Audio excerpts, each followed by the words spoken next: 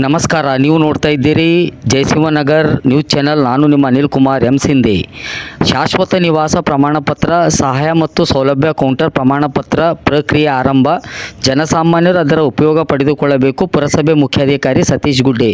ಚಿಡುಗುಪ್ಪ ಪಟ್ಟಣದಲ್ಲಿ ಇಂದು ಪುರಸಭೆ ಶಾಶ್ವತ ನಿವಾಸ ಪ್ರಮಾಣಪತ್ರ ಹಾಗೂ ಸಹಾಯ ಸೌಲಭ್ಯ ಕೌಂಟರ್ ಆರಂಭವಾಗಿದ್ದು, ಸಾರ್ವಜನಿಕರು ತ್ವರಿತ ಸೇವೆ ಇದರ ಜನ ಸ್ನೇಹಿತ ಆಡಳಿತ ಮತ್ತೊಂದು ಹೆಜ್ಜೆ. ಅರ್ಜಿದಾರರಿಗೆ ಒಂದೇ ಸ್ಥಳದಲ್ಲಿ ಮಾರ್ಗದರ್ಶನ ಹಾಗೂ ಸೇವೆ ನೀಡುವ ಸಲುವಾಗಿ ಕರ್ನಾಟಕ ಸರ್ಕಾರ ಪೌರಾಡಳಿತ ನಿರ್ದೇಶನಾಲಯ ಅಧೀನದಲ್ಲಿರುವ ಚಿಡುಗುಪ್ಪ ಪುರಸಭೆ ಕಚೇರಿಯಲ್ಲಿ ಸಾರ್ವಜನಿಕರ ಅನುಕೂಲಕ್ಕಾಗಿ ಶಾಶ್ವತ ನಿವಾಸ ಪ್ರಮಾಣಪತ್ರ, ಸಹಾಯ ಮತ್ತು ಸೌಲಭ್ಯ ಕೌಂಟರನ್ನು ಆರಂಭಿಸಲಾಗಿದೆ.